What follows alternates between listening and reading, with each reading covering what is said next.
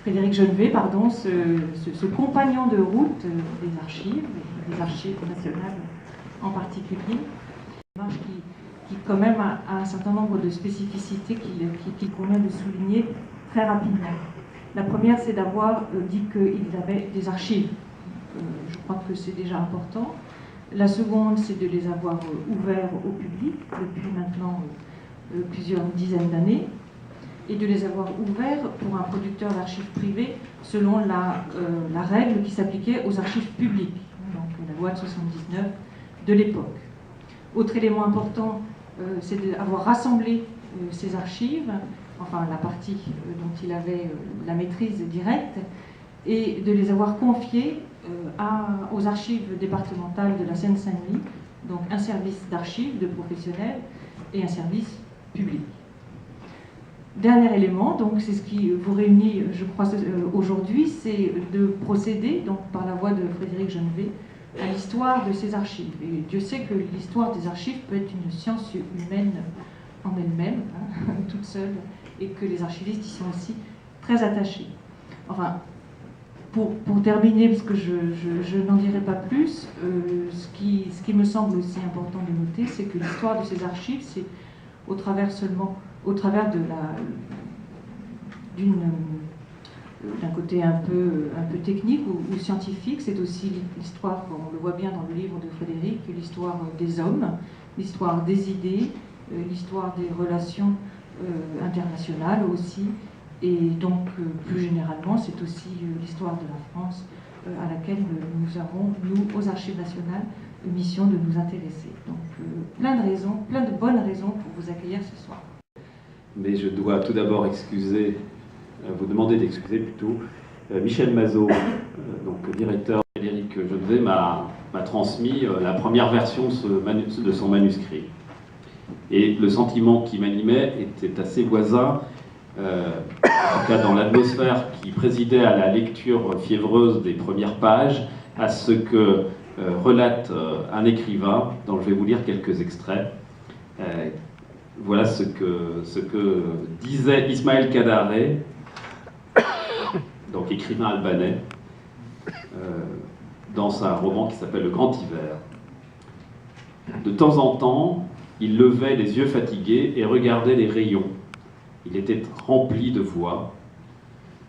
Ils étaient remplis de voix. Il devait y avoir là de vieux dossiers, datant peut-être même de l'époque de l'occupation, où étaient sûrement gardés les procès-verbaux subsistants des réunions des premières cellules communistes, tenues dans des caves, et où il était question des Allemands et d'attentats. Dans d'autres salles, silencieuses comme celle-ci, devaient être rangées les cartes d'adhérents des communistes morts, conservées comme dans des sarcophages, et que les poètes comparaient souvent à de petits feux qui scintillaient dans l'éternité. Besnik resta là un long temps à feuilleter les papiers, en prenant des notes. Par moments, l'idée que quelque part, au milieu de cette clameur, se trouvaient aussi ses propres paroles, le parcourait confusément. Cette pensée se mêlait au sentiment qu'il se trouvait dans la crypte du parti, où une pyramide commune, incomparablement plus imposante que celle des pharaons, était conservée, l'élément impérissable des communistes. Alors si je cite ce passage, c'est d'abord parce que Frédéric Genevée le cite dans son ouvrage, mais surtout aussi pour l'envers, ou du moins le commentaire qu'il a sorti de cette citation, que je vous lis, et c'est bref. À la fin des années 70, le grand écrivain albanais, chantant les louanges du régime national communiste d'Enver Hoxha, illustrait par la visite de son héros aux archives du comité central une vision mythique du communisme et de sa mémoire. La redondance des commentaires journalistiques actuels sur les archives du PCF n'est que l'image retournée des propos d'Ismaël Kadare, une manière de croyance sacralisée dans l'accès à la vérité par les archives. Tout cela pour vous dire que quand ce manuscrit est arrivé, c'est un moment où d'aucuns vantent le mythe de la transparence par Wikileaks et par d'autres révélations de documents secrets, il y avait une autre façon d'aborder l'histoire que par la succession de révélations de documents qui parleraient en soi, d'une transparence qui ne souffrirait d'aucune médiation. En fait, ce livre, qui s'intitule « La fin de secret », pourrait faire croire effectivement qu'il est parsemé de révélations les plus explosives les unes que les autres, mais il s'agit d'un autre travail que celui-là. Je ne veux pas vous décevoir parce que le livre n'est pas décevant. Il s'agit d'un travail qui consiste à mettre en rapport l'histoire d'un parti, l'histoire des documents, et puis leur interprétation, qui reste évidemment indispensable pour mettre en relation des documents, des papiers, avec un contexte historique qui est évidemment éminemment important. Et pour terminer, Frédéric Genevée, et après je vous questionne, tu dis, enfin on va se tutoyer parce que... Voilà.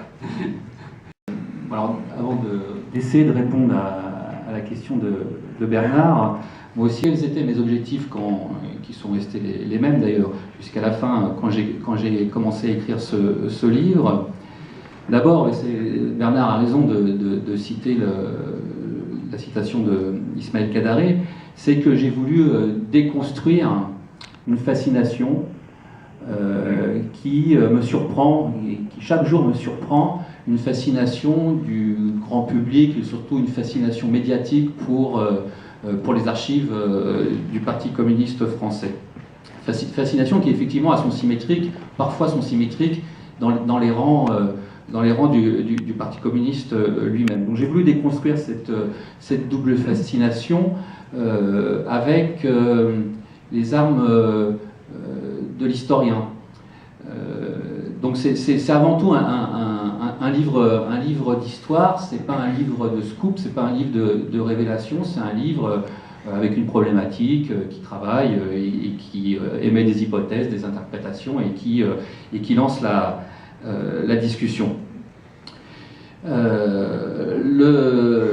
Cette fascination, à mon avis, elle prend racine sur une espèce de paradoxe, c'est que pendant longtemps, les archives du parti, enfin une partie des archives, une partie de la documentation produite par le Parti communiste français a été une documentation secrète.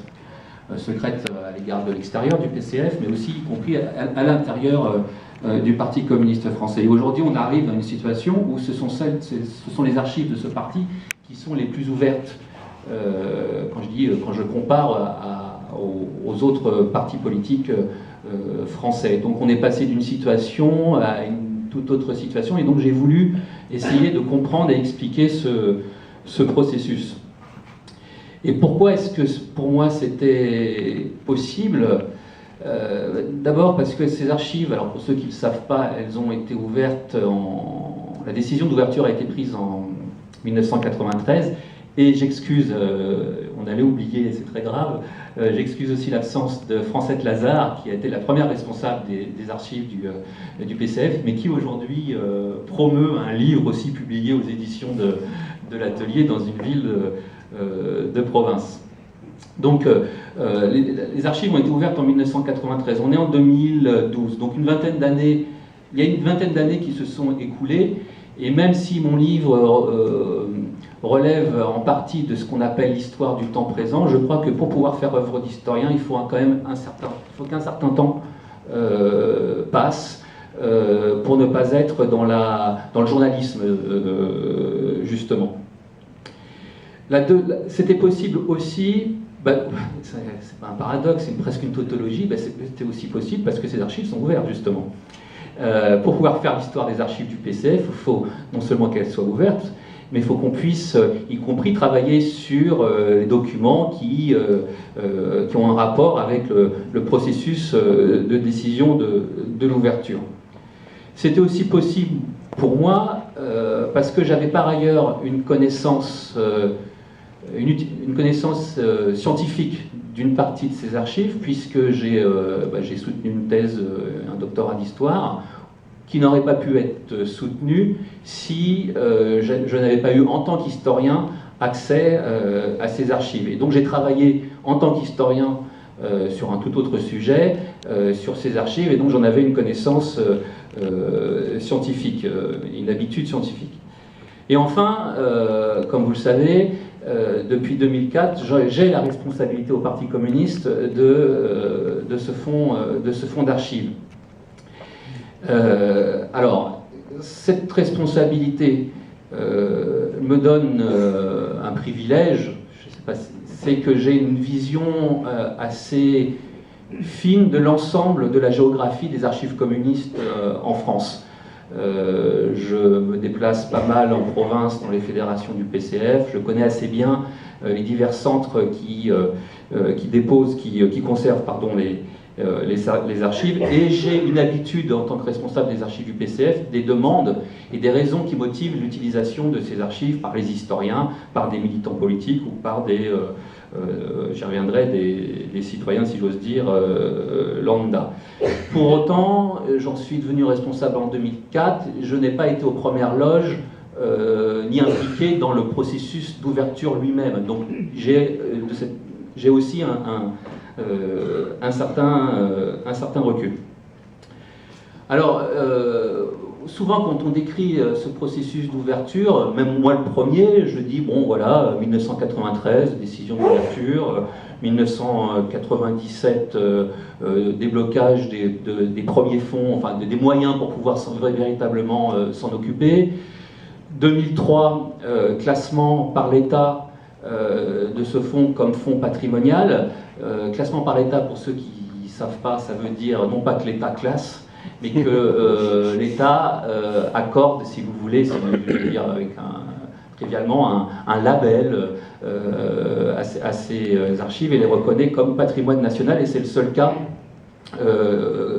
d'archives politiques qui dispose du classement. Et puis, donc, à la suite de ce classement, négociation entre le Parti communiste français et le Conseil général de la Seine-Saint-Denis et le directeur des archives départementales de la Seine-Saint-Denis pour un dépôt donc aux archives départementales qui se trouve à Bobigny. Donc, dit comme ça, on a un processus qui semble linéaire.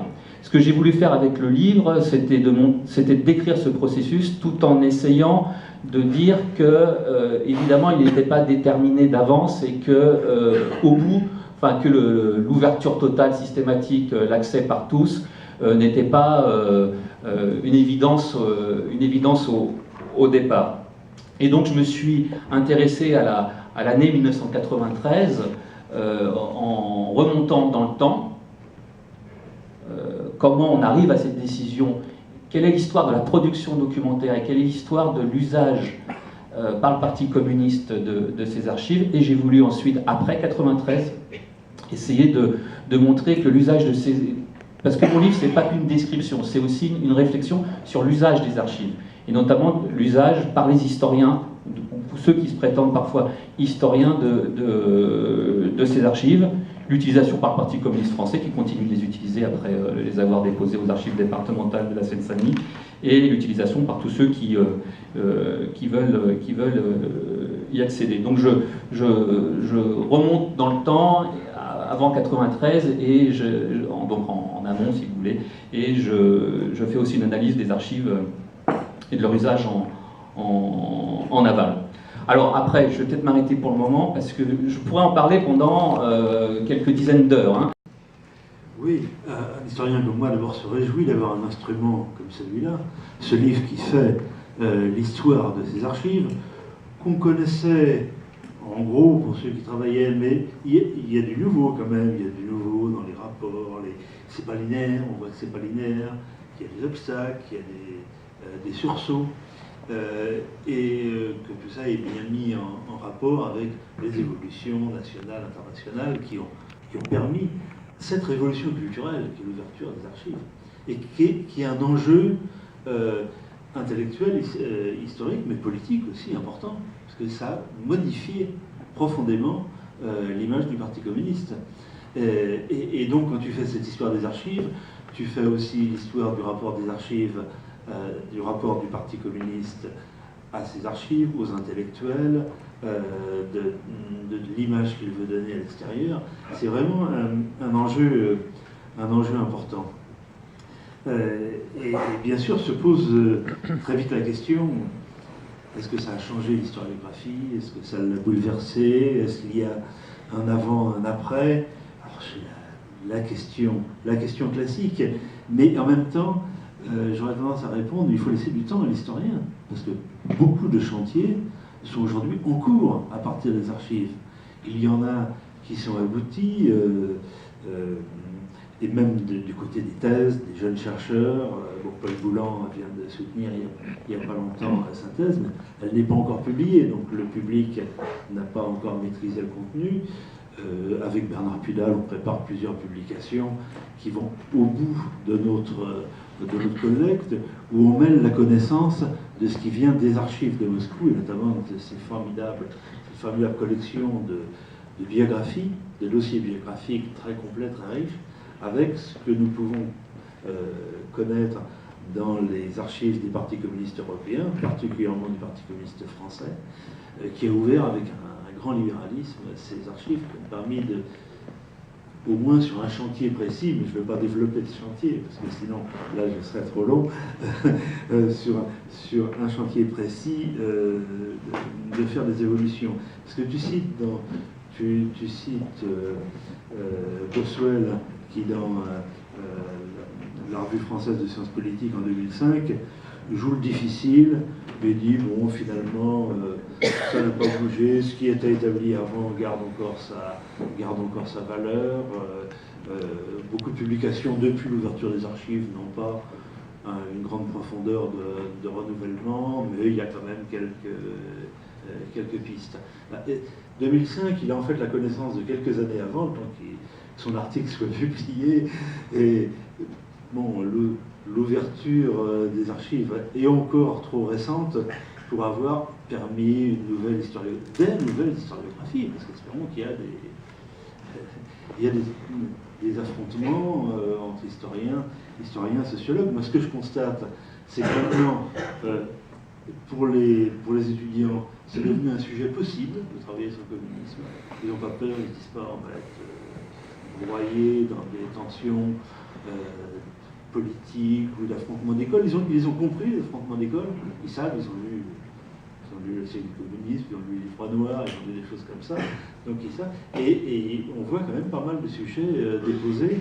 D'ailleurs, c'est bien simple, les archives de Bobigny sont très consultées. Hein. Là, il faudrait voir, est-ce que ça continue ou pas. Là, c'est une question un petit peu que je te pose. Est-ce qu'il y a encore... mais on voit bien des sujets sont déposés sur la résistance, sur les années 60, puisqu'il y a l'intérêt autour de 68, 70. Il y a une évolution d'ailleurs dans le temps. Les années 70 sont très interrogées. Et puis il y a une autre question qu'on pourrait poser, et là il me semble que tu es bien placé pour y répondre. Est-ce que cette production historique en cours, ces documents publiés, est-ce que ça change quelque chose à la façon de penser la politique, de penser la nature du communisme dans le Parti communiste autour de lui, en prenant la culture communiste au sens large, puisque maintenant il n'y a plus de lien entre avoir la carte du Parti communiste et réfléchir. Il y a plein de gens qui réfléchissent au communisme, qui en viennent ou qui tournent autour, etc. Est-ce qu'on a le sentiment que de nouvelles façons de penser l'identité communiste sont puisées dans ces travaux, et est-ce qu'il y a une attente, et cette attente, elle est de quel ordre? On sait que, par exemple, les travaux de François Furet sur la Révolution française ont joué, dans un sens inverse, tout un rôle dans la pensée politique, dans la vision de l'évolution des sociétés. Et je crois que les réflexions sur le Parti communiste, elles porteront toujours sur l'ensemble. Depuis la naissance jusqu'à nos jours, il y a des débats passionnés sur des périodes, mais dans le fond, c'est plus la question de l'évolution, du rythme, de l'identité, etc. Est-ce qu'elles sont mieux posées aujourd'hui au sein du Parti communiste, dans la culture communiste en général, qu'elles ne l'étaient il y a 20 ans? Donc deux questions, si j'ai bien retenu, c'est... Alors sur la réponse factuelle, Pascal Carreau qui est ici me contredira peut-être, j'ai pas les derniers chiffres. Ce que je cite dans mon livre, c'est qu'après l'ouverture, il y a eu une grosse vague de consultations, et ensuite une légère baisse. Mais cette légère baisse, à mon avis, est liée à... Alors d'abord, c'est ce que je parle sous ton contrôle, c'est le fonds le plus consulté aux archives départementales de la Seine-Saint-Denis, après les archives qui sont utilisées par les généalogistes. Vous savez que quand vous êtes chercheur et que vous rentrez dans une salle d'archives, en gros, la moitié des places sont squattées et occupées par les vilains généalogistes. Et c'est un fonds privé. La fonction des archives départementales, c'est avant tout de conserver les archives publiques. Donc, le dépôt aux archives départementales à Bobigny, oui, il y a une forte fréquentation si on la remet dans ce contexte. Mais d'une manière générale, là aussi, je parle sous le contrôle des archivistes, je crois qu'il y a une baisse du lectorat dans les archives publiques en général, et en particulier, c'est lié les sujets de recherche. Il y a beaucoup moins de sujets de recherche à cause tout simplement de la réforme de la masterisation, et il n'y a quasiment plus de master de recherche. Et ça, c'est c'est un autre sujet, mais c'est un vrai problème, c'est-à-dire qu'on a sacrifié la recherche au nom d'une vision assez utilitariste, finalement, en tout cas assez utilitariste de la formation universitaire. Alors, ensuite, sur l'effet de l'ouverture. D'abord, du côté des historiens. Bon, effectivement, il faut encore laisser du temps pour savoir... Bon, je critique gentiment en disant qu'il n'était pas au courant, que vu la date de son article, je critique gentiment Laird Boswell en disant qu'il aurait dû prendre un peu plus de temps avant d'écrire que rien ne s'était passé, que ça n'avait eu aucun effet. Non, évidemment, ça a eu des effets. Il n'y a pas un renversement général des problématiques et de l'interprétation du phénomène communiste, mais il y a du nouveau. Il y a du nouveau dans certains secteurs. Alors je cite, j'essaie de faire quelques pages sur l'historiographie, mais comme ça, bon, par exemple, si Claude est là, sur le savoir biographique, la trajectoire des militants, évidemment, là c'est un continent nouveau qui s'est ouvert pour les historiens qui ont pu avoir accès aux dossiers, notamment aux dossiers biographiques des cadres communistes. Dossiers donc biographiques, pour que tout le monde comprenne, que rédigeaient certains, enfin l'encadrement du Parti communiste régulièrement. Il rédigeait un questionnaire biographique qui servait à la fois à le repérer, les promouvoir, mais aussi à les contrôler. Donc ça, c'est disponible pour les historiens, et donc ça c'est un véritable changement. À mon avis, l'ouverture aussi permet une meilleure connaissance, donc il y a tout l'aspect sociologique, prosopographique, qui est un véritable, à mon avis, renouveau avec l'ouverture de ces archives. Il y a aussi l'étude du processus de décision à l'intérieur du PCF, qui, à mon avis, est mieux perçue. Et y compris la géographie, bon, par exemple, on a une vision assez simpliste du processus de décision du Parti communiste français pendant des décennies, et puis lui le premier disait que ça se passait comme ça, c'est que ça allait c'était un parti discipliné, centralisé, et que tout marchait très bien. Si on regarde la trace de ce processus de décision, et si on regarde comment les archives du Parti communiste français sont éclatées dans toute la France, on entre dans on a une vision beaucoup plus complexe, beaucoup plus fine des archives, mais aussi, et donc de son fonctionnement. Donc là, je crois aussi qu'il y a une nouveauté, enfin une piste qui s'ouvre. Après, il y a des choses sur les rapports entre documents publics et documents internes, c'est-à-dire comment on intracte une affiche. Bon, c'est des documents publics dès leur création, mais comment on en vient là? Par quel processus de décision on en vient à éditer tel ou tel document public. Donc ça, c'est-à-dire que l'ouverture des archives, l'accès aux documents interne n'efface pas le besoin de continuer d'étudier, et ça je plaide beaucoup pour ça, de continuer d'étudier les documents publics. Et c'est le rapport entre les deux qui permet à l'historiographie de